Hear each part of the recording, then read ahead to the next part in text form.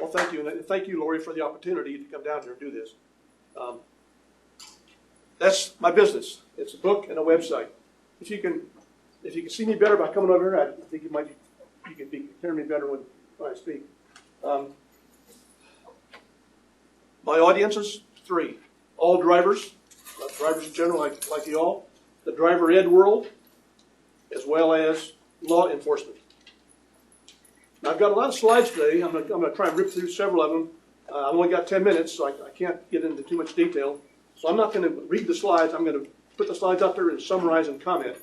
And I'm going to ask that you get into the speed read mode and focus on the slides and listen to me, okay? But focus on the screen, and I think we can make the most money here.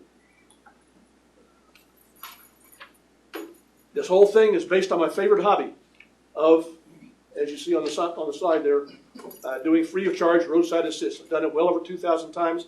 I'm probably up around 3,000 by now. I don't even count. I know it's well above 2,000.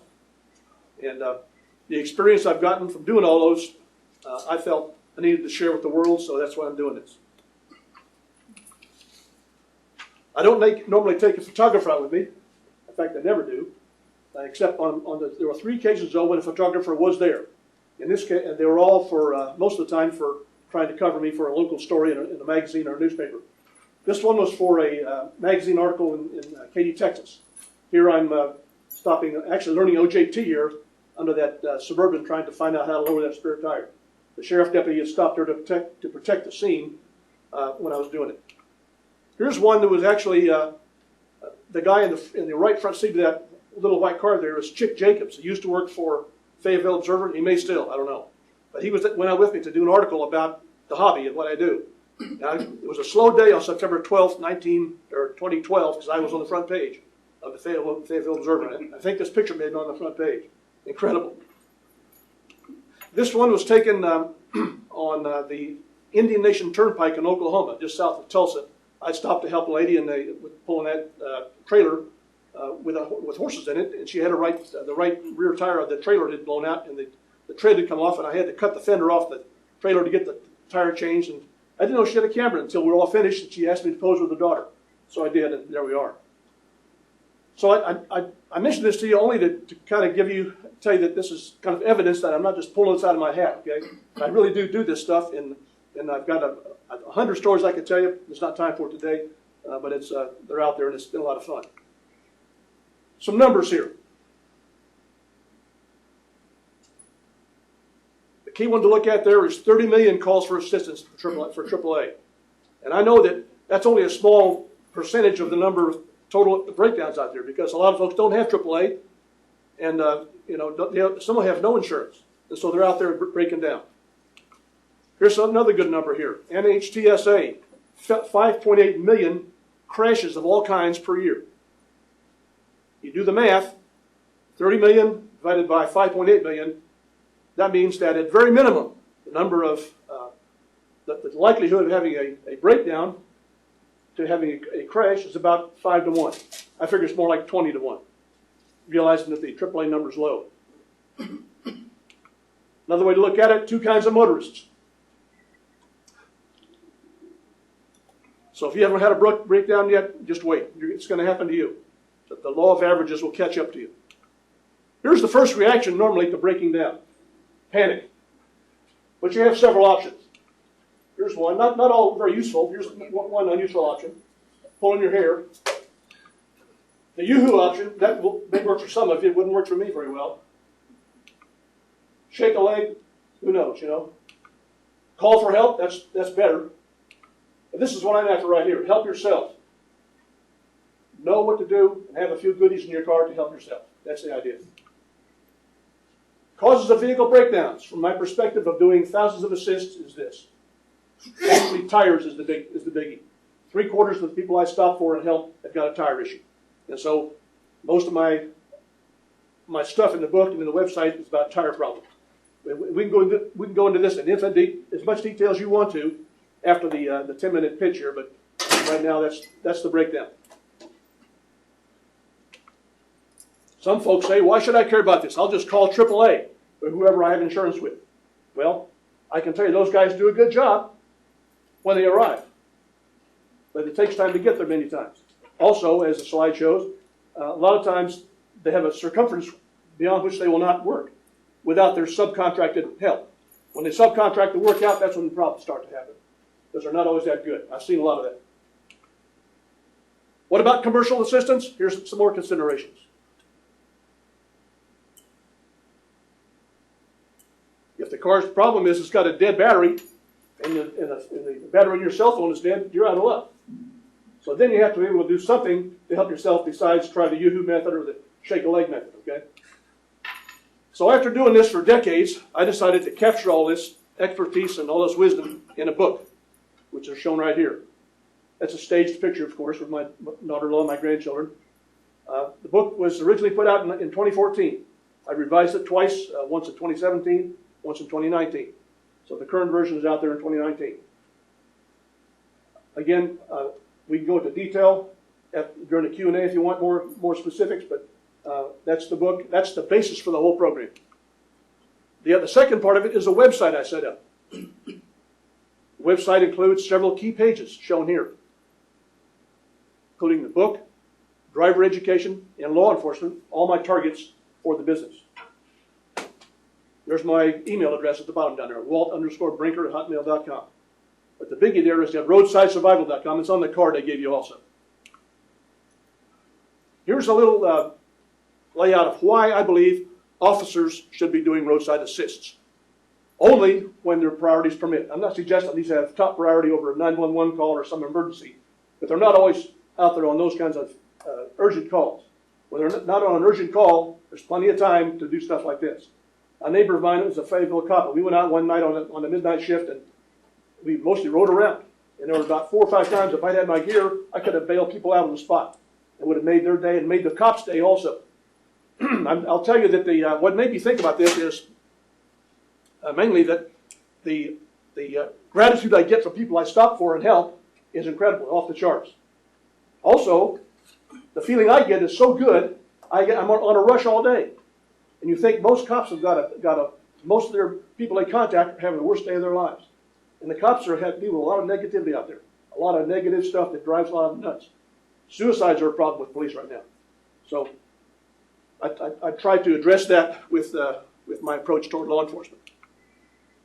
I'm not going to go into the primary resources I'm providing for individuals, driver ed, and law enforcement, starting off with the individual drivers.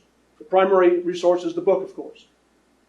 Also the website in general, especially the page on links. I've got a whole collection of great links of other resources to talk about roadside survival and how to prevent it. Tires, ignition, safety stuff, old people, old drivers, young drivers, distractions, tires, everything. Plus a lot of links to media segments I've done on TV and also on radio. They're pretty good ones. We'll go into more of that in a few minutes. The primary marketing methods to individual drivers are several. The first is media.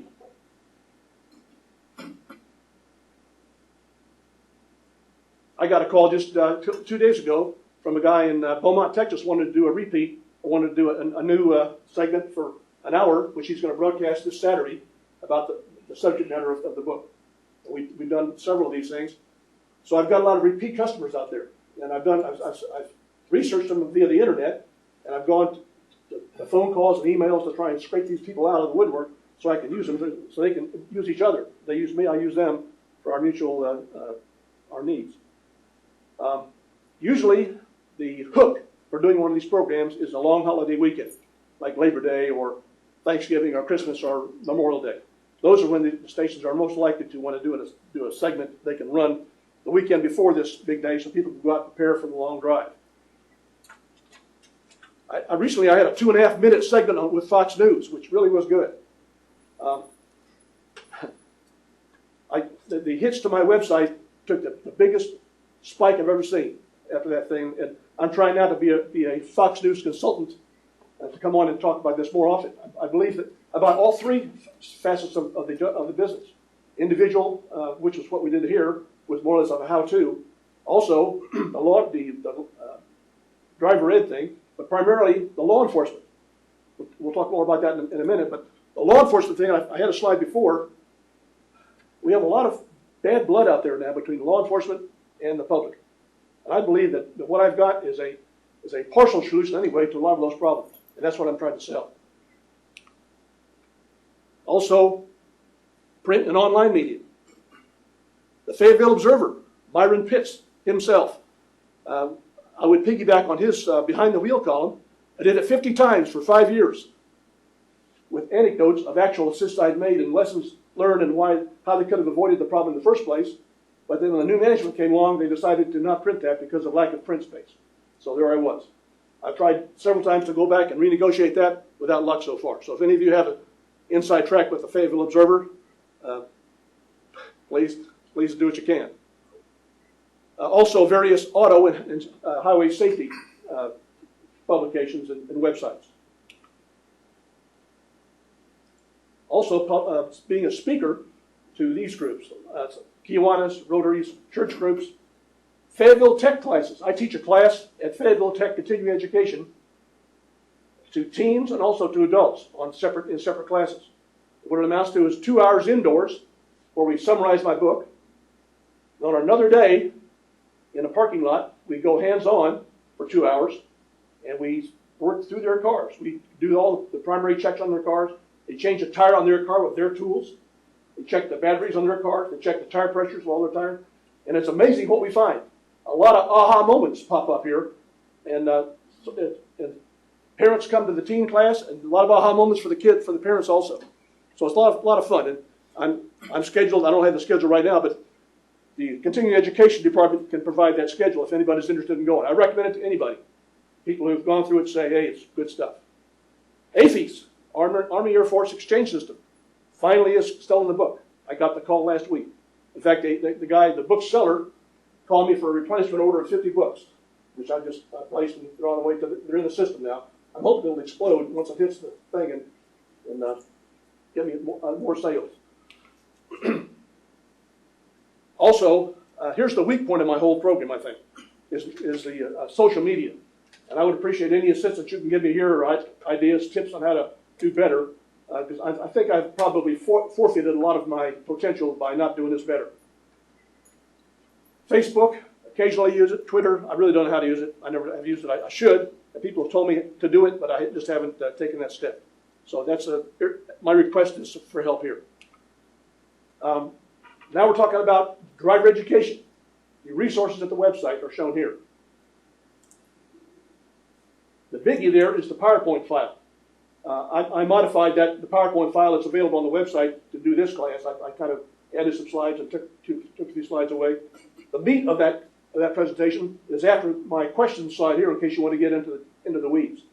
But that is a file that anybody can go and copy and paste, and they can use it themselves. They can tweak it, modify it, use it as it is. If they read the book first, they can replicate my presentations. That's a pretty strong selling point, and it's saving a lot of work putting the class together.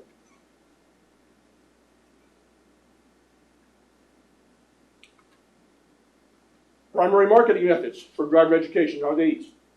I've given 16 presentations to driver ed conferences around the country, coast to coast. Sacramento, Portland, Florida, Georgia, New Hampshire, Alabama, North Carolina, South Carolina, Texas, Louisiana, Minnesota, with the idea of getting their interest. I'll give them, anybody at those conferences who wants a copy of the book, I give it to them free. And I have a lot of luck with people who actually read the book. They take the time to do it, which is one hurdle in the first place. But if they read the book, they're hooked. Because they can't believe what they read. There's so much there that I've been told, better than anything AAA's got, and anything better than Michelin's got. This is the real deal on how to prevent and deal with breakdowns. And of course, the follow-through. I have a very detailed spreadsheet I maintain on all these contacts I made. So I know exactly when I made the calls, when I sent the emails, what was discussed. I've summarized it for every contact I made. So I can go back and reconstruct very quickly what I've done. Some attendees use the book as a textbook. So they've placed bulk orders, 50, 100 books to go to their schools to use as textbooks or also as value-added resources as a consumable after the class is over. more marketing methods. The big thing is when I don't go to that state for a conference, I go to the website and find out who the primary players ought to be at state level normally, and then every state's different. You know, the driver ed programs and the authority and to do the curriculum is different in practically every state. So you got to figure out exactly what the drill is in every state. Some are decentralized, some are very centralized. So I got to work with both of them. So, and some of the people working at these places are government employees that are, some are good, some are not good, I'll put it that way. Then of course I try and set up speaking engagements from those contacts. I've been very lucky. This spring I'll be going to Montana for Idaho for 3 different presentations, regional presentations on different weekends. And I've got them now where they'll pay I'm not charging any fee to do the presentation per se, but I am asking for them to cover my expenses to travel. That's fair. And so I'm getting that now. It used to be I had to pay everything. Now I'm getting them to pay my travel expenses, which are considerable when you travel cross country. Law enforcement. These are the resources that I provide on the website. The biggie here is a 50-minute video that I made after training about 150 Cumberland County Sheriff's deputies in 2015. I replicated that same training and I did a video with a guy downtown. He shot it, and it's pretty good. People have told me it's a pretty good video. It's not polished like a real professional one would be, but it's close enough, and the information is great, they say. So that is on the website, also free to use. Anybody who wants to use that in class, hit the button and play that video, and I'm your virtual instructor in class that way.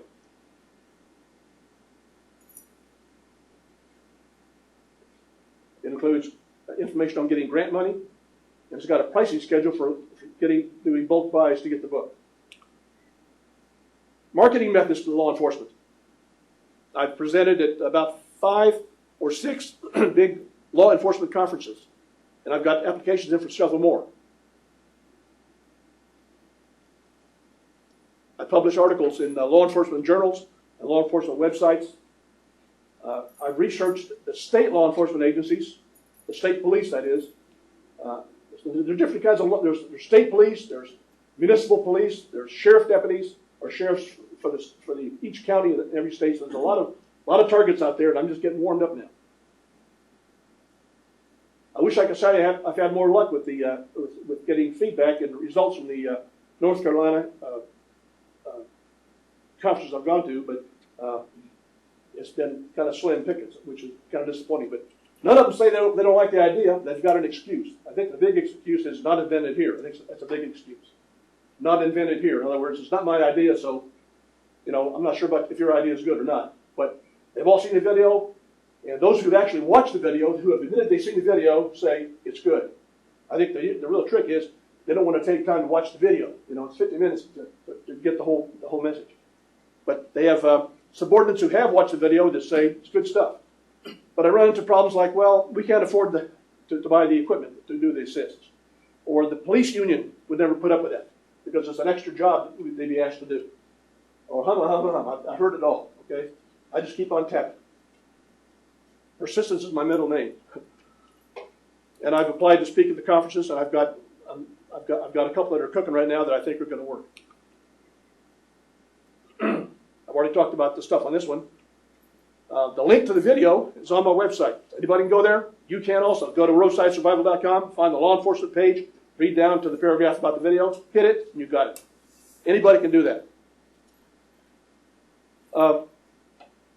Chief Hawkins for Fayetteville PD. I've approached her several times. She loves the concept. She likes the video. She likes the book. I've gotten a couple different answers of why they don't want to do it now. The latest one was it costs too much for the equipment, to enable the officers to do the actual assist. And my comeback on that is, okay, maybe not every officer needs to have the equipment. Maybe not every car needs it. Maybe one per shift. So when somebody spots a problem, they can act as a spotter and call a guy with the gear. He goes over and does the job. Or they can maybe not fully equip. Maybe take only the top third of the items I recommend. There's ways around that, So that's one of the obstacles about doing this. But here's a real cool story. I wrote it out in narrative here. about a month ago, I stopped for it was on Rayford Road. I stopped for normally I don't stop when the police car stops because I figure I don't want to get involved in any kind of criminal stuff. But if I can see it's an obvious vehicle issue, I'll normally stop and offer my help. Well, I stopped here. The cops were trying to help, but had a flat tire. But they didn't have a good jack, so they're using this crummy jack that came with the car. It took forever to jack up. The guy didn't know how to use the jack very well either. And the spare tire, as usual, was flat. They're flat 80% of the time. And they had no compressor. So I showed up and I offered my jack. It was a much quicker jack than they had. It's one of those strokers, a hydraulic jack. And plus I have an air pump. I pump the tire up right away to 60 PSI like a donut tire should be. And they were back in business. Well, when I finished, the cops really appreciated that. They thought that was really cool. And I enjoyed seeing that the cops were doing that. So at least they want to do it. Now, whether it's a policy to do it, I don't know. I have not gotten that far into Chief Hawkins' agenda. But I sent her an email, and I told her what I did, and I recommended that she consider equipping her cops with better gear so they can do this stuff quicker and more efficiently. She wrote back and said, "Thank you for helping my policeman." Not a word about the equipment. So I can't tell if I hit through a strike or not. Probably not. But who knows? But I'm patient also. So I'm going to renew my efforts now with Fox News and others in light of the recent bad blood articles on TV and in the paper about bad blood between the police and the public. I'm convinced that doing this has got such a payoff that it's worth trying anyway, at least giving it a whirl and see if it works.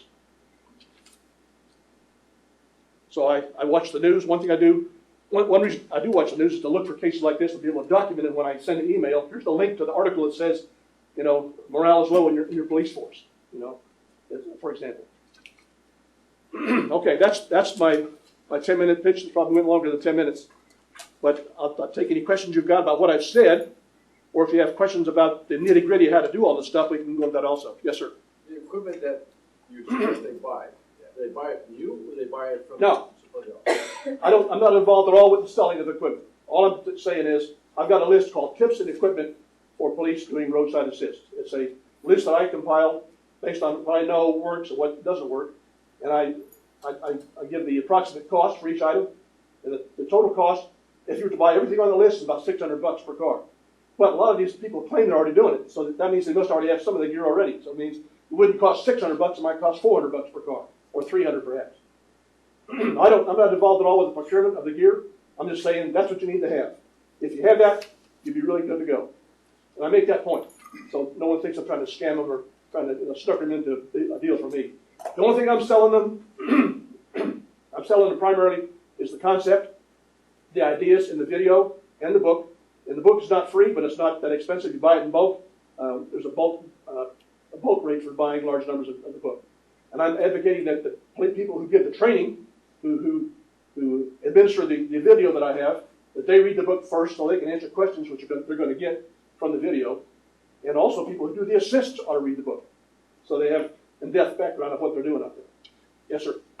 I think you're missing a really great audience through social media. So I think that it's really time to get social media. My kids or my daughter would definitely love your service.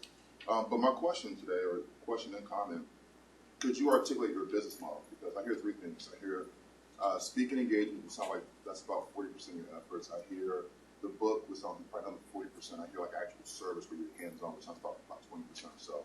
So and then looking through your website, I'm looking through some facts here. Could you articulate your business model? What is it you actually want to accomplish for your consumer? And another comment for me, if my car breaks down, the dealership comes pick your car up, what would convince me to use your service or product or buy your book? Your first question was again? First question was articulate your business model, because I hear a number of things that you're doing. What is that you actually want the consumer to take away? The book. Second, the book is the only thing I'm selling, actually. That's the only thing that's got a price tag on it is the book. And the packet, the website's for free. They can go to the website and do what they want to on the website. Yeah, I'm here now.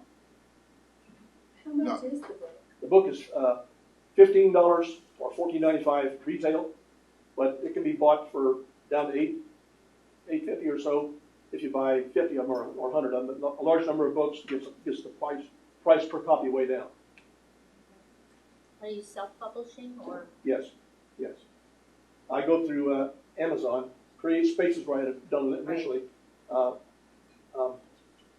Barnes and Noble would not use any material from Create Space because they're competitors. So I had to go through Ingram also. So they'll do Ingram work. So I have two accounts, one with Amazon, one with Ingram, because I wanted to get into the Barnes and Noble market. I don't know if it's paid off, but you know, I did it just to. It's also available with a ebook, Nook, in Kindle. It's with all those formats as well. To answer your question about what would you get out of having this material, if you want, we can go into some detail. I'll whet your appetite. But we go down into the weeds of stuff people don't think about before. I've had people who have read the book and say, "Gee, why haven't I read this before someplace?" You know, it's not rocket science. It's stuff you never think of before you had to face it. But I'd be a fool to say I've seen it all. I really would. I never would claim that, but I've seen enough.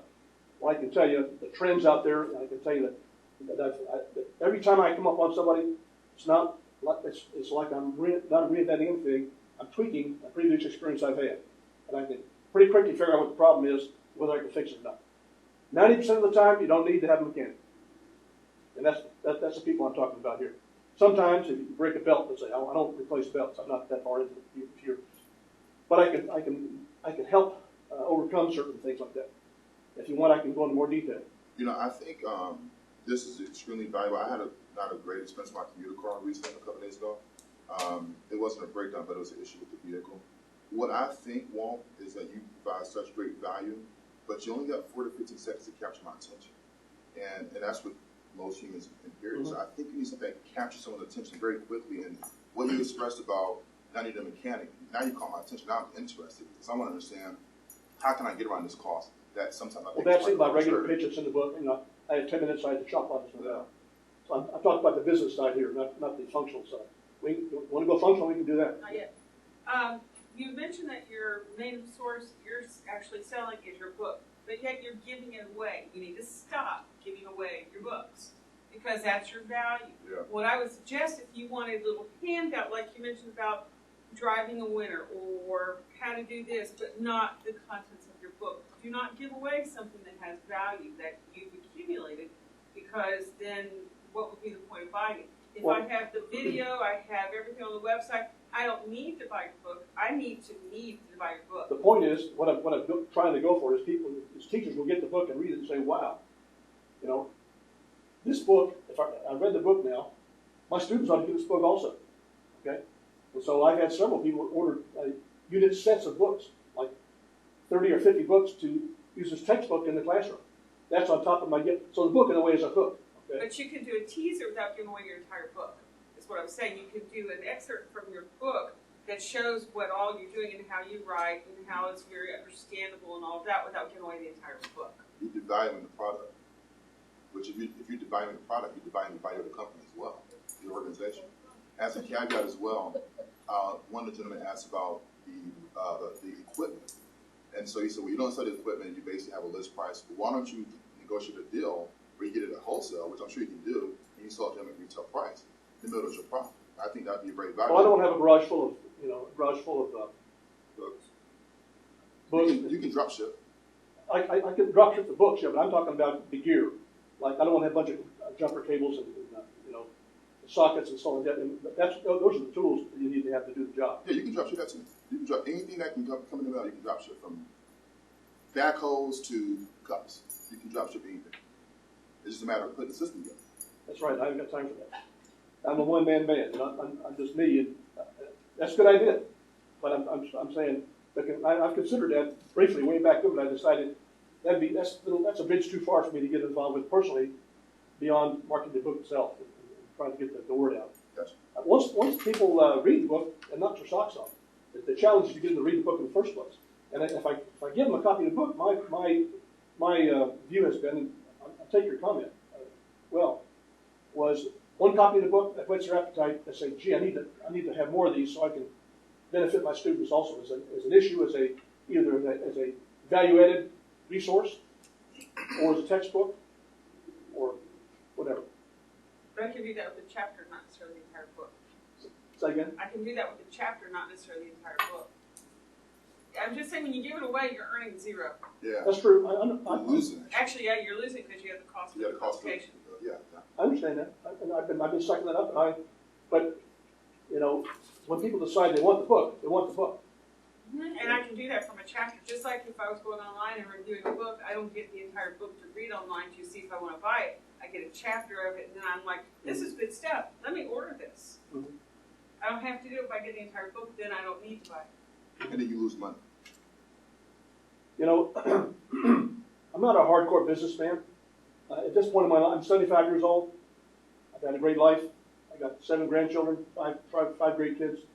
I'm trying to spread the gospel. Well, And I'm not trying to make a lot of money off this. I want to make money. I want to at least break even. yeah. Okay, and I'm not there yet, but I'm going to get there, I think. I've had so much activity in the last week or so. It's very encouraging. You know, I think as entrepreneurs, it's very, I think it's welcome to have healthy dialogue and understand what's your vision. So I see the statement, I welcome your suggestions. What was your goal with our suggestions? What do you want to see done? What's your goal when you leave here today? Which one take away? Your ideas. That's why I came. And if you think that people you know ought to hear more about this, let them know. And give them. You go to roadsidesurvival.com and have them go there. They'll once they get there, if they take the time to read it, you know. And I wish you would also, by the way. It would really. Yes, ma'am. I have a question. You said you've talked to the Rotary clubs, the Kiwanis Club, etc. I'm assuming here in Cumberland County. Have you ever tried to think about working with them and the police department together? Because they do civic activities where they could possibly fund a couple of the kit cars for the city to get them started and say, you know, it's tough for them to raise money, but they're doing a very good job out there, so they could possibly take that on as a project. That's a good idea. I have not done that. No, I have not connected those dots. And that might get it started. Mm-hmm. Yes, sir. Do you have your books in campus bookstores, for example, this one? No. We have a tremendous amount of breakdowns in these parking lots with students. And it's just an Actually, opportunity. there's a campus bookstore. I forget the name of it now. I approached all the bookstores in town way back when. Yeah. And for a variety of reasons, they weren't interested in carrying it. Our bookstore, which is right here in this building, right down the hall. Sure, I'd love to do it. How do I mean, I'd give it a shot if I was I you. will. I will. I'd try to see if you could sell your books here. Be an opportunity. Oh yeah, I will. Yes, sir. When you published the book for the first time, how many editions did you publish? Well, I had the first edition came out in 2014. How many? The first edition was 2014. How many books you published the first time? How many copies got out How there? many copies? Distribution. I don't know, a couple thousand. So you started from a small, Yes. rather. And how many editions you have been printing so far? It's your third edition, right? The third edition is out. It's a third Revised. revision. Yes. It came out in May of this year. So Every time I hear of things that I forgot to put in there, I wish I had put in there, or you know. you improve it a little Yeah. bit each time. Yeah. So what my colleague was saying that each time you print this book, it costs you something. Oh yeah. Just I pick up a number, maybe it's not. For example, it costs you $3. If you give it away to me, you are losing $3. But if you give me a deal because I'm attending here, okay, you can buy it and instead of $15, you can buy it for $5. You are not giving away, but you are not making that much money on it. Yeah. So maybe wherever you attend, you sell it at the very reduced price, but not for free. This is what my colleague was saying. Yeah. I think. Because then I think you I lose was money. trying to demonstrate goodwill. That's Yeah. part of it. Oh, that's great idea. I'm not trying to BS anybody here. Yeah. And you take us, and I know that if you have to read the book, if they take the time to read the book, I've got it. I know that. And they've told me, people have read the book say this is great stuff. You know, it's available nowhere else. It's unique. I think your speaking events. I think you undervalue your speaking events. Even though they're paying for your costs, I speak too, and there's a bottom line to come to any state or any country. I think that's your moneymaker. I think you should charge just for you to show up with your expertise, because the 30 years you put into getting this part to where it's at the 10 minutes you're going to spend speaking or an hour or whatever, they're paying for the 30 years, not for the hour. That's where your money at. And then your book is your evergreen. That's, hey, we get this way for $5. Take and leave it. And that's just the money you spend on taking the wife to Hawaii or whatever. That's what, just listening to you, I think that's where your skill set is, where your money's at. Okay. Yeah. Yes, sir. Go ahead. sorry. Go ahead. Just kind of listening, I feel like you're kind of missing another asset. So far, all I've been hearing is, this is my method, and this is what you should be doing. I think a happy medium for you would be, if you're wanting people to find a need for the book, give them a need to have the book. And I feel like you're trying to get in on a top level when you should be working your way up from the bottom, as in getting in with local insurance companies for low-income families where this is the only auto insurance they can afford. So, hey, insurance company, if you guys tell people they can read this book and take some proctor test and come in with a certificate, we can get a reduced rate on insurance, which will now in turn give you a better quality of life. That's the need for your book. So it's not a matter of putting it in all the way up here, put it in where people actually need it, because the information is good. You got 3 editions of good information with no really value for the book other than you trying to get people to buy a book that's free. Attach something else to it of value, a reduced rate on insurance, or reduce something, and that's the footwork. If you're looking for a comfortable longevity, hey, the benefit of this insurance company is now you're getting more customers. People want to come here because this is something unique that you offer to this location, and now that other people are hearing about it, hey, I want some of that discount. Well, this is the book you need to buy. This is the only way you get it. I have approached, or long ago I approached all the major insurance companies, to include USAA. That's why I said local, because you're still working up here. Nobody's up here going to take it if there's no value down here. So I understand your big picture, but you really kind of got to, you work from the ground up with the book. Now you got to step back and start working on the book and working on how you're going to get it sold, because that's your issue right now. Yeah. Okay. Your issue isn't the price of the book or the information in the book, it's getting it sold. And if you want to get it sold to the big insurance company, you're honestly going to need the support from the little insurance company. And that's where you can tie in your social media marketing. Okay. When you're doing these speaking engagements, if you got nieces, nephews, children, grandchildren, hey, show up, take pictures, record these videos. So now when you're building a social media platform, now you have content. Now you have a quick catch point. Hey, if you're looking for the information, go here. And this will send you a link to my book. Like they were saying, by all means, give them a chapter. Give them something really juicy that's like, yo, I need this book. Oh my gosh, I get insurance off also. So, okay. I also approached the Cumberland County School District Chancellor, wasn't interested because he checked with his driver ed people. They say, well, we only have 30 hours to teach the stuff, and it's already full now. My message back to him was, okay, that may be true, but you need to look at the priorities. If a breakdown is 5 times minimum as likely as a crash, and most programs treat toward preventing crashes, and they ignore the breakdowns, what's wrong with that picture?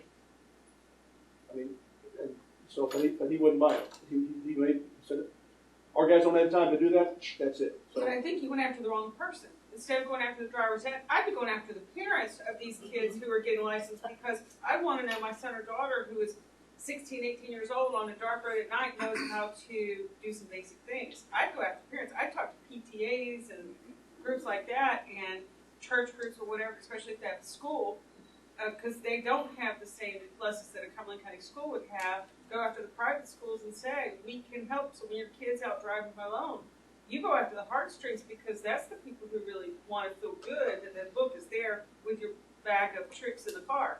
That's the one I go after. Okay. Plus, the chancellor.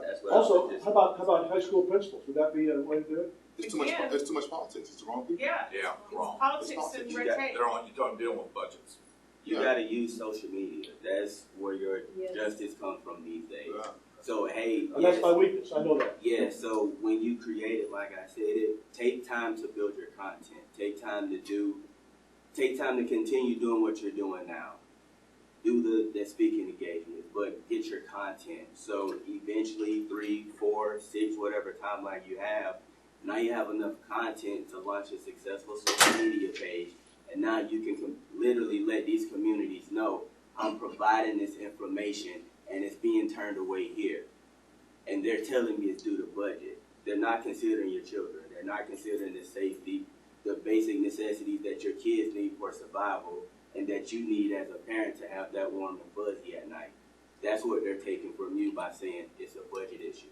And if you can sell that on your social media, you can sell the information. I guess I could probably go to Google and say, how do I use Twitter? Or how do I use, That's way deeper than that. So again, It's way deeper than that. way, way, way deeper than that. You could get an overview on YouTube. Yeah. But you just don't The analytics, the how, when you post, how you're supposed to post, what the post is supposed to generate, how to boost it, how to advertise it, and how to get it to multiple platforms at the same time, and how to do it autonomously is the biggest part, because time is money. Google's not going to teach you that. We have free classes here at the Small Business Center. oh yeah? Well, I know it's a weakness. I think that's my biggest weakness right there is I don't appreciate and have not harnessed social media. Where it is. Well, not necessarily. You're starting off good. It's like everybody has gotten a great suggestion here. I hope you guys are writing this down for him so he can take it with him. That's what these sheets are for. He's never going to remember all this. Let's go back to one thing. What drove you to do this to begin with? See what I did? Drove. Yeah, we get it. I think what drove me there was the desire to give back. I've had a great life. But what are you giving back? I mean, why'd you do it to begin with? The gospel. It all started in 1981, 4 Leavenworth, when I was a student there. I gave a gal a jump start, and it hit me right there between the eyes. She was so grateful for getting back on the road, and I felt wonderful. I need to do more of this. So I began trying. And it helped her. It did, yeah. Oh, yeah. And so over the next several decades, slowly but surely, I gathered smarts and equipment to be very efficient, very quick, and very smart about doing these things. And I can get anybody back on the road now, unless it's a big mechanical problem. So to answer your question, it was a personal gratification I got from doing it. That was my primary motive. And see, And it remains my primary motive. There's 1,000 ways to sell this book, but it's like they said, they're hitting on it all around, but it's why you started to begin with. You're not just out selling books. When I hear you say, I want to sell the book, it's not the book you're selling. It's your mission that you're selling. It's what, like they said, one problem, one solution. That's what your book is. You have to find the people that have the problem and offer them that as a solution. You can give the book away if you charge to speak. You know, that's another way to do it. What Cindy said was exactly right. You sell an excerpt, they read that excerpt and they go, oh, hell, I want to see the rest of this. Then you sell them the book. That's your hook. Right. That is your hook. But it all goes back to why you started and who you want to help. And you've got the right idea. It's just that you're all over the map. But you've done a remarkable job with getting the interest and the exposure. Make sure you keep using that you've been in this, you've been in that, you know, what TV shows you've been on, who's interviewed you, what results you've had. Those kind of things are what sells on social media. So you've got all the content. You just need to put it out there. And you need to, as they mentioned before, you need to develop one footprint of who you want to sell to and why, and then go after that, and then branch out from there. Well, I think there are legitimately more than one footprint. There's valid. Yeah, exactly, but you got to start somewhere. You got to look at the objections that you're getting. You have to make tie downs when you're talking to the people, you know, get whatever procedure you're going to use, you have to refine that. It's not just winging it. You have to find out, expect their objections. 7 times people are going to tell you no, and you have to overcome every one. I welcome the no's. That gets them off the plate. I can stop worrying about the no's. You know? Good. And I'll focus on the remaining maybes. Right. You can even take conversations. Don't worry about it. When you poked the bear and said that you don't need a mechanic, you know, I don't know that you need to do that. You could actually develop a promotion with somebody like Pep Boys or Firestone to, you know, that they'll check your spare for free because most people, like you say, 80% of the spares are flat. It's a good collaboration. Absolutely. Well, let me give you a quick, well, I appreciate that, that's good stuff. To illustrate that, I had one of these 2 hours in the parking lot versions of these FTCC class. I had nine teams and 9 cars. And when we got outside to check do the spare tire thing, 9 out of 9 could not get the lug nuts loose without borrowing my cheater bar. 8 of the 9 had flat spare tires, which I pumped up with my compressor. The parents were all there, and that was a huge aha moment for all of them right there. At Eastover, we have a Heritage Day once a year. I was on the committee that set it up, and they wanted something different last year, so I said, okay, I'll have a little booth as people come into the ballpark area where I'll check the air in your spare tire for free. And if it's flat, I'll pump it up. I had 10 takers in last year. All 10 were flat. 10 for 10. I'm telling you, Did they buy a book? no, I wasn't selling books there. I just, again, it's my conscience. It's a higher thing for me than selling books. That's my motive. It's higher. I want to sell books, but That's not the deal. But when you reach your high, people will buy why you do faster than they'll buy what you do. So they'll buy your book because it helps them, and it's just a natural. See, it's just a sales. It's just a sharing thing. It's not because of the money. Just switch that slight edge there, but you need to make the money so you can expose more people. True. And get more and help more people. True. It's capital. You don't make money. You can only give away your book for so long. You got to sell it to keep on doing it. And every time they buy one, they're helping somebody else get the solution. I've been reluctant to try and sell it to them when I'm trying to offer them a. No, don't be reluctant. It's just, it's perfectly okay. Trust me, it's perfectly okay to make the money. Try this from a different perspective. If it bothers you to make the money, look at it this way. For every book you sell, that's money you can go to an account, and you can use those funds to help buy a kit for a car or somebody. Use it if that bothers you that it's a profit. Use that money for something valuable. But I think you need to realize that we're trying to also tell you some of your markets. You're actually maybe going after a different market that we're taking up, because the parents we talked about, single women or women in general, because I don't want to be out by myself if something happens to my car and I have to wait an hour, 2 hours for AAA to come get me. There's a lot of people you can go after that are more likely to want that book because I need that book. If you want to shoot me an email, you've got my email address on that card. Yeah. If you know those agencies, I'll approach them. I'm not bashful about approaching people. I'll do it in a minute. But I need to know who, I need to, so I don't waste my time just shotgunning. I like to know, get some good ideas about which people to approach out there. But I'll do it. I'll do it. I have to give another suggestion. Your website's on a WordPress, which is good. It's a good platform. But it's a Word document. And so there's nothing that catches. So I think before you start pitching it out, because obviously folks like me, I'm going straight to my phone and see, okay, who is this guy? What is he got going on? Should I even be bothered? Should I invest more than 50 seconds of my time? Because I don't have a lot of time on that. And so I think where it starts is at your website, of catching that user that visits that site. Because it's a WordPress, which is good, but it's a Word document. And the hype and everything's linked. It should be a picture where I can just look and say, oh, just click the click button. Because people, I'm not gonna lie, people are they want to be convenient. So, if I can offer that suggestion. And again, we have a lot of seminars spoken about the small business center here at Fayetteville Tech that could help you with a lot of these things. And everything is free. I strongly encourage you to visit the small business center. Okay. Could offer an internship to a student who's really savvy with social media. Absolutely. Absolutely. Help them help you. And you And mentioned we are Fayetteville Tech, so There's a the whole dean, social media the part. dean may have connections. And you mentioned about social media. One little easy thing to do is every now and then, and do it on a regular basis, if people expect you to do a little tip you put out through, say, Facebook, and it links back to your page.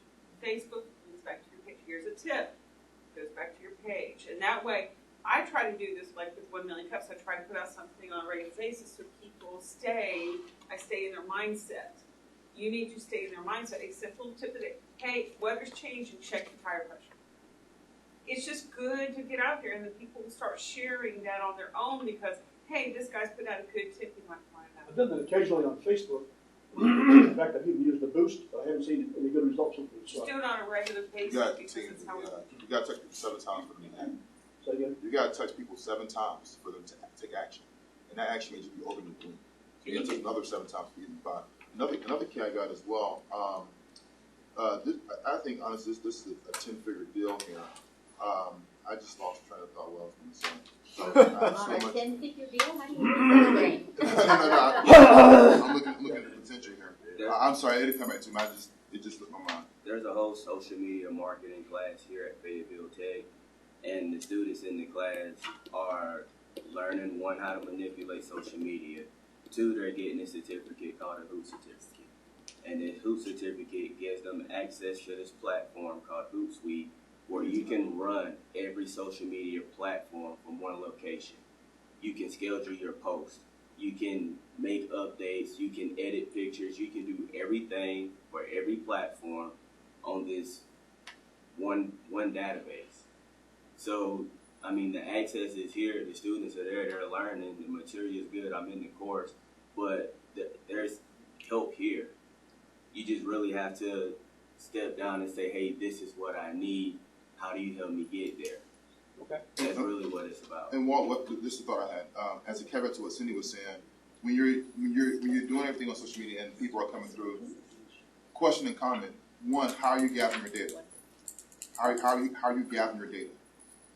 Because how you gather your data is going to be most important. Because what would happen? What kind You of can first name, last name, email address, phone number. Okay. Basic context how to get people to act. Right. Reach them on their phone or reach them in their inbox. One of the two. Data that you collect, because I've been collecting data on all my clients for 6 years now. So I have a huge database.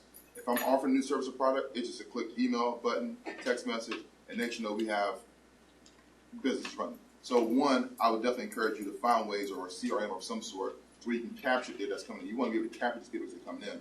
Because what will start happening is they will start selling your product for you, and it's done autonomously.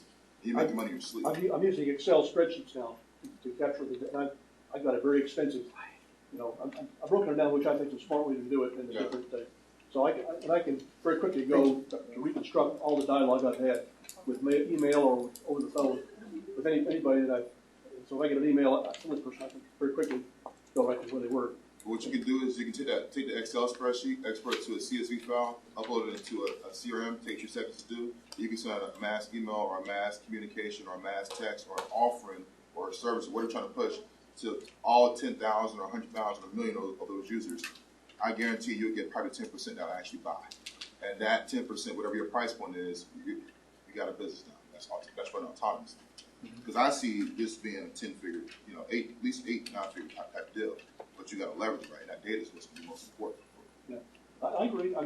That's my weakness is social media. If I can harness that better, I think I can probably double, triple, quadruple my Absolutely. my sales. So, well, I'm going to take the last question. What can this community do for you? Sandy, summarize what you just told me, because I've tried to take a mental notes, but I'll miss something. Email me. My address is on that card. My email address. Just go to the website, check it out, get some perspective perhaps, and look through different pages, and take some time. I know you're busy. You've got a lot of time. Probably not time to waste this, but it would not be a waste of time. I can almost guarantee you. The stuff there is unique. People tell me there's nowhere else in the world this stuff exists like this. And so, but send me an email with your comments, and I'll take them. Have you approached them about putting your vignettes in here instead of the Fayetteville Observer? I have not. Talk to that woman This right lady there. right here. She's the can one. help. She's the man. She will Woman. She's a one-woman band too. She'll do it. I She'll could help see that in here Oh, on yeah. a regular basis, like Dan Diedrich used to put in little tips. I have got. I'm busy. You can't spend much more time here. But give me a quick thing here. My West Point classmates. We have a electronic forum where we solve all the world's problems on this email people and on this forum. And a long time ago, I wrote up a vignette of one of these assists I did, really cool, and they said, "That's great. let us hear more. So I do that. And my pen name is Jones. Remember the song Along Came Jones? You remember that song?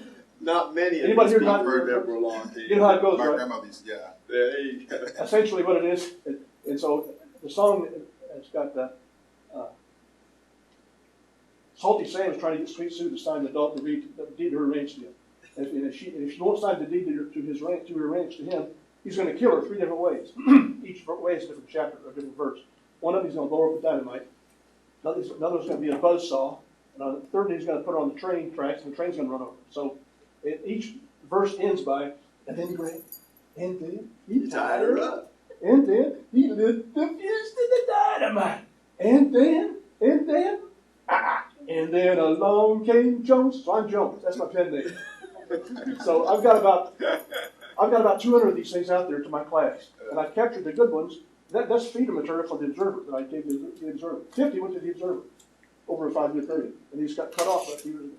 Your prior service? You said West Point? Oh, yeah. Okay. Cool. No. You're never going to get back in a gatehouse. I can tell you that now. Yeah. It's Gatehouse over. is You around. know what? I stopped trying. It is over. What's Matt left? Right here's what you want. Yeah. Yes. Okay. You need to hook up with Linda and Mr. Bill. So to speak. You need to hook up with it. You really take what you were doing in the FO and package it right here. I would say that just about once every 2 weeks, I'll get a comment from somebody that meets me that has read them, and they say, "Well, I loved your column. What happened?" Here, this is what you want. Yeah. This is your big couch right here. Okay. Yeah. Okay. And they got room for you. Yep. And it's not going to be as expensive as FO. So again, It's not going to be as expensive as Federal Reserve. they charge me nothing to do it. Oh. I got nothing from them either. It was just Yeah. It costs you something. It just costs you time. And it's valuable because I just had that situation. You know, when you check your own flat, you know, when you feel it to see if there's air in it, okay, it feels fine. But when you put it on the car, that's 60 psi. If it's not full, it's flat. If you haven't checked with a gauge, you made a basic Amen, mistake. bro. So So yeah, exactly. I mean, so it's valuable. now I did bring some books with me. In case I'll let them go for $10 a copy. If you want to do that, the bag up here. If you want to really get into it, it'll knock your socks off. I can guarantee you. Make a great graduation present. It would. Present for a student leaving for college. You need to get them in our bookstore. You really do. While you're here, I'll do that. The bookstore's right here. Okay. Okay. I mean, it would be a great. I mean, it really would. I mean, I'm not saying you'll sell them all, but you never know. Anybody here has an in with the Fayetteville police chief? Try that out. Did you try any other municipalities? I have, yes, several. All of them? Hope Mills? Not interested. I talked to the police chief. Not interested. Not interested. The mayor was, but the police chief wasn't. When did you County talk to him? Commissioner? Say again? When did you talk to A him? couple years ago. But you ain't talked to Joel since. No. I'm talking to a town commissioner right now. Yeah, I'm just one. I'm town commissioner of Hope Mills. That's the reason I asked. Okay. You never know who. But he has the most clout. No, he don't. Yeah. No, he's only one. What is your name, sir? He's only one. You see, he has the most clout. Well, I mean, Oh, yeah. now, since I contacted them, I've done the video since I spoke to him. So whether you've seen the video, I don't think you've seen the video. If you see the video, you'll say, "Geez, my cops could really use this stuff. It'll make a big difference." Well, I look at it in two ways. I mean, one for the police force, and then there's another opportunity where you can actually schedule a time to use the rec center and open it up for the community. And the 3 high schools would come in from there. I mean, you just offer it to them: Grace Creek, Southview, and the Britt. I call it Jack Britt. Yeah. Yeah. So, and then you can offer this into a nice evening session where you could use the rec center to educate people. But you got to get it out there. Who you are and what you're doing. Now that you guys, I've tried to plant the seed here. If you think of any more angles, please let me know, and I'll we change got a that. million of them. You just got to come back to one Keep of coming those back. necessity. Yes, you gotta come back to 1 Just million come back cups. and take one of these Okay. seats. You've gotta come back to 1 million cups. Come back and We have a occupy great one of these audience. seats. Okay. You'll Yeah. pick up because you pick up something every time you come here from someone else that gets up and presents their business Or a connection. or a connection. Or connect, And bring your books I'm with you. telling, and bring your books. and bring your books. Now, I've got about 10 copies on the table right there. Yeah. Yeah, I get Take one. them right over here to the bookstore and get in there today. Take those 10. Start with those 10. That's your seed. Okay. And so what we meet most Wednesdays. I still got some of them There's light an bulbs occasional left. Wednesday I that we still may got miss, some of like them left. coming up for the holidays. I know. Every morning, A few of them. All right, Linda, what's Wednesday, we going would on? love to Yeah. have you. Okay.